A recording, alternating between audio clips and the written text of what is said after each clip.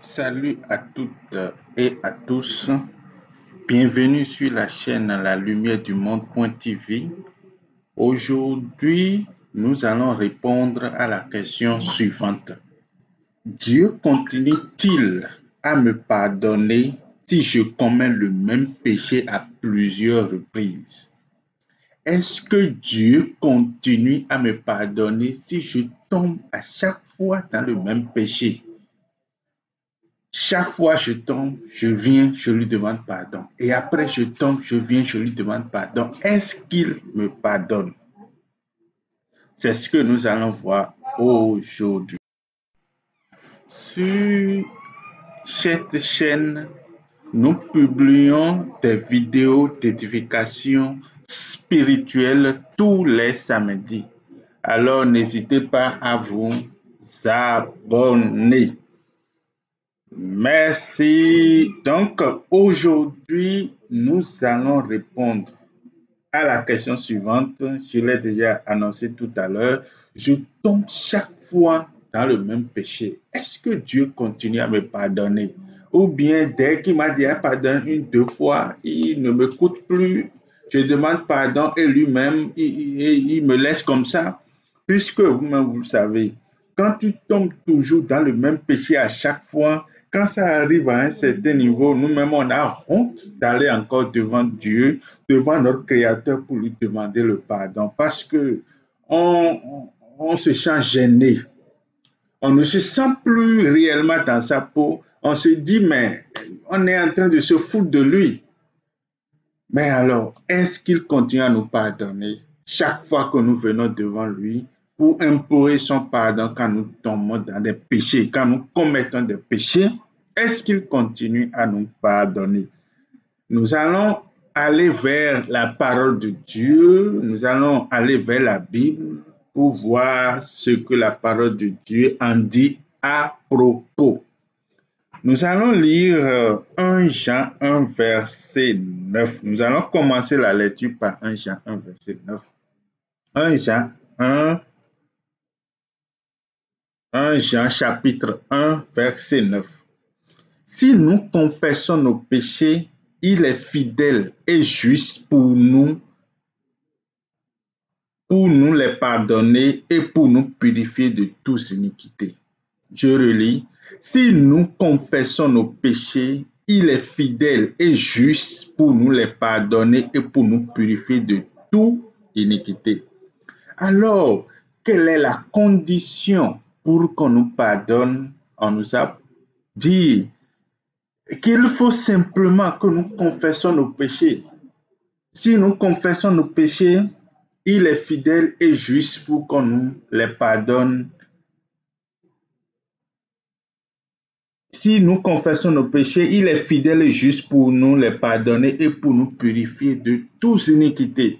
Donc, la condition, c'est demander seulement le pardon de nos péchés à Dieu, de confesser, nous demandons pardon et nous confessons nos péchés, confesser de la bouche nos péchés et c'est fini, on nous pardonne.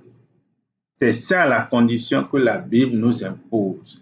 Quand tu commets un péché, il suffit que tu ailles devant ton Dieu ou bien tu vois les frères et tu confesses cela de ta bouche pour dire « Ah, mon frère, ma soeur, je tombe toujours dans cet péché, dans ce péché. Pardon, je tombe toujours dans ce péché. Je tombe toujours dans ça. » Une fois que tu confesses cela de ta bouche, on dit que tu es pardonné. La parole de Dieu nous dit que tu es pardonné. Pourquoi? Parce que celui qui confesse de sa bouche un péché a déjà un repenti en lui-même.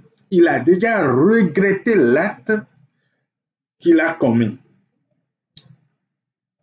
Il ne veut plus. Il a déjà résolu en lui-même qu'il ne commettra plus ce péché. C'est pour cela qu'il a décidé de se renier, puisque on t'a déjà confié certaines responsabilités dans l'Église. On a déjà une certaine confiance en toi. On sait que tu es déjà un homme de Dieu, que tu es... Il y a dans ces genres de péchés, tu ne peux plus tomber dedans. Maintenant, toi, tu viens devant et tu confesses encore que tu es dedans. C'est une honte pour toi. Mais tu as accepté cette honte. Ça veut dire que tu veux vraiment se repentir. Tu veux plus vraiment tomber dans ce péché.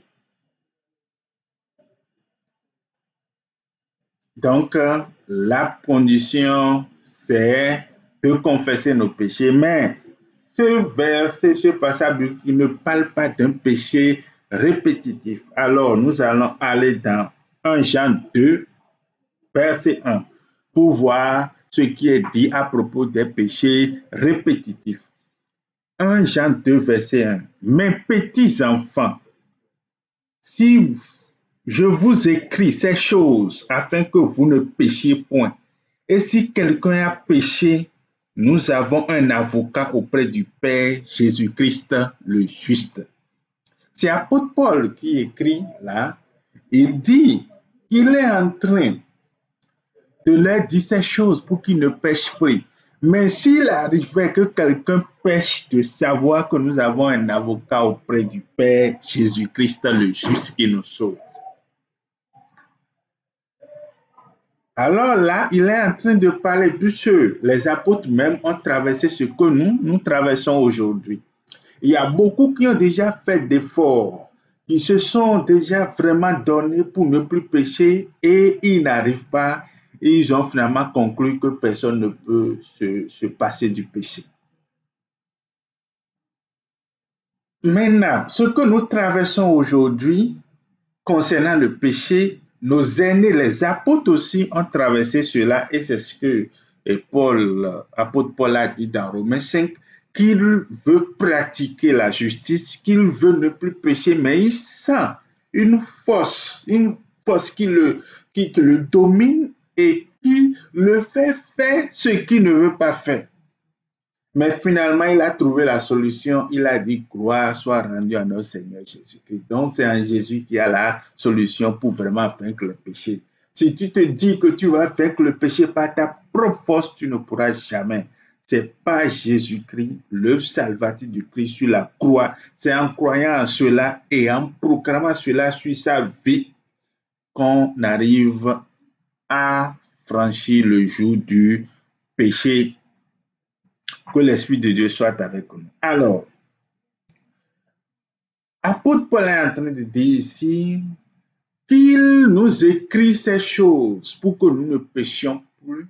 Mais si quelqu'un arrive à tomber, de savoir que nous avions un avocat auprès du Père, le juste Jésus-Christ, qui nous défend jour et nuit. Donc, de ne pas rester dedans, de ne pas dire, bon, j'ai déjà commis ce péché-là plusieurs fois. Je vais encore aller demander pardon. Je vais aller encore, je vais encore aller me confesser. J'ai honte. Non, il dit de ne pas faire ça. D'aller et de confesser encore et de demander pardon à Dieu. Il va encore nous pardonner parce que Jésus-Christ, notre Dieu, le juste, notre avocat, il est là-bas et il nous défend jour et nuit. Alors, la réponse, nous avions le thème, la question posée, la question à laquelle nous répondions, c'est Dieu continue-t-il à me pardonner quand je commets le même péché à plusieurs reprises? Si je répète le péché, je tombe toujours dedans. S'il continue à me pardonner, on nous dit ici qu'il est là et il nous pardonne toujours. Il nous pardonne comment? Toujours. L'essentiel, c'est déjà d'aller devant lui, devant les frères, confesse tes péchés, demande pardon à Dieu, prie et aie un esprit de repentance. Puisque il y a une chose, Dieu même sait, et je disais quelque chose tantôt, que les difficultés que nous avons aujourd'hui, nos aînés ont, les apôtres aussi avaient cette difficulté.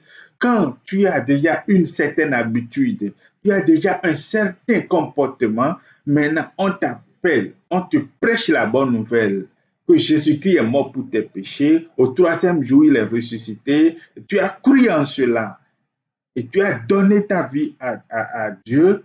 Tu as déjà une ancienne vie. Maintenant, on va commencer par t'enseigner une nouvelle vie, les nouvelles principes Mais tu vas t'adapter petitement. Tu vas t'adapter petitement. Ce n'est pas spontané. Le changement n'est pas spontané. Une fois que tu as donné ta vie à Jésus-Christ, tu es devenu une nouvelle créature, la nouvelle naissance. Mais après cela, il y a le processus de la repentance qui dure un temps qui n'est pas spontané. Donc, on va t'enseigner. C'est pour ça qu'on nous appelle des chrétiens, puisque on est appelé à aller dans les communautés chrétiennes pour qu'on nous enseigne petit à petit, pour que nous grandissions en esprit, nous grandissions dans la parole et petit à petit, notre foi sera affermie et nous serions comme des Christ. Donc, le processus là, ce n'est pas spontané. Quand tu crois, on te prêche la parole, tu vas commencer par donc changer les mauvais comportements, les mauvaises habitudes, un peu, et arriver à un certain niveau, tout ton entourage va commencer par donner de bons témoignages de toi que vraiment le monsieur là, c'est un homme de Dieu. Le monsieur là, vraiment, il a changé. Il n'était pas comme ça avant, mais aujourd'hui, il a changé. Il y a des bons témoignages. Les filles avec lesquelles tu sortais, mais elles vont se rendre compte que, ah, vraiment, notre gars là, il n'a plus notre temps. Il a maintenant le temps de Jésus-Christ. Un peu, tu changes. Donc, le processus là est un peu long. Tu as déjà décidé que tu ne vas plus pécher, mais tu vas encore tomber dedans parce qu'il te manque certaines connaissances. Donc, à force d'aller vers la parole, de fouiller la Bible, d'écouter les pasteurs, les évangélistes, tu auras cette connaissance petitement. Donc, tu tombes dedans, tu demandes pardon et tu pleures même, tu ne vas plus faire, mais tu fais l'effort, tu tombes dedans, ainsi de suite, jusqu'à tu as les connaissances et les bagages nécessaires pour ne plus tomber dans ce type de péché. Et c'est là la définition d'un chrétien. Le chrétien, nous sommes des petits Christ, mais nous sommes appelés à devenir Christ, à fonctionner comme Jésus, à faire comme lui. Maintenant, il y a une virgule que nous voudrions bien souligner. Quand un juste homme, il se lève toujours. Et nous voyons cela dans Proverbe 24, verset 16. L'essentiel, quand tu tombes, quand tu pêches, tu commets le même péché plusieurs fois, l'essentiel, c'est de se relever chaque fois. Mais quand tu restes dedans, c'est là que l'ennemi triomphe de toi et commence par agir et te nuire. Proverbe 24, verset 16. Car 7 fois le juste tombe et il se relève, mais les méchants sont précipités dans le malheur. Car 7 fois le juste tombe et il se relève. Quand tu tombes, tu vas toujours te relever. Parce que toi-même, tu te sens gêné. Tu te sens gêné, tu te sens souillé. Tu vas devant le Père, tu pleures, tu confesses tes péchés, tu pleures et tu changes. Quand le juste tombe, il doit, même si c'est 1000 fois, tu vas te relever. C'est comme ça la loi. C'est comme ça le principe. Maintenant, il y a une virgule, je disais tantôt qu'il y a une virgule que je voulais placer. Péché, on dit, on pêche, il suffit de confesser, on nous pardonne. Mais il y a quelque chose, il y a la pénitence. Quand tu commets un péché, il y a une punition qui va avec. Et même quand Dieu te pardonne, il te punit. C'est à cause de ça surtout que nous devions éviter de pécher. Nous devions faire tout pour vite grandir en esprit, pour vite grandir dans la parole, pour vite grandir dans la foi, dans la connaissance, pour pouvoir abandonner le péché. Il y a quelque chose qu'on appelle la pénitence. C'est-à-dire, quand on te pardonne quelque chose, il y a une petite punition là, on te frappe, on te chicote un peu, on dit ne fais plus ça, mais tu es pardonné. C'est comme ça. Chaque fois que Dieu pardonne, il y a toujours des punitions qui accompagnent. Nous allons prendre l'exemple de David. David dans 2 Samuel, chapitre 11, quand David a pris la femme d'Uri, Bathsheba, la femme Bathsheba, quand il a pris la femme d'Uri, puisqu'il a enceinté, il est allé vers la femme, il a appelé, et puis il a enceinté. Dieu l'a finalement pardonné. Dieu l'a pardonné, mais l'enfant, le premier enfant qu'il a eu avec cette femme, il est mort. L'enfant est mort. Et ce n'est pas fini là. Dieu, la punition a continué parmi ses enfants. Il y a son fils Amnon qui a déshonoré sa fille Tamar. Et maintenant, le grand frère de Tamar est venu tuer Amnon. Donc, ce péché-là, ce seul péché qu'il a commis, on l'a pardonné, Dieu l'a pardonné, mais malgré ça, il y a les chicottes. Tu vois, le fils est décédé et parmi maintenant ses fils, ses filles, ses grands garçons, grandes filles qui sont déjà là, la chicotte est rentrée encore là-bas, il y a eu des confusions jusqu'à il y a eu des morts à cause de ce péché.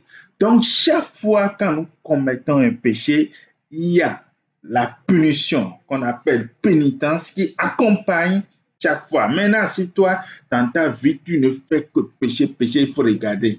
Donc, tu seras là à souffrir.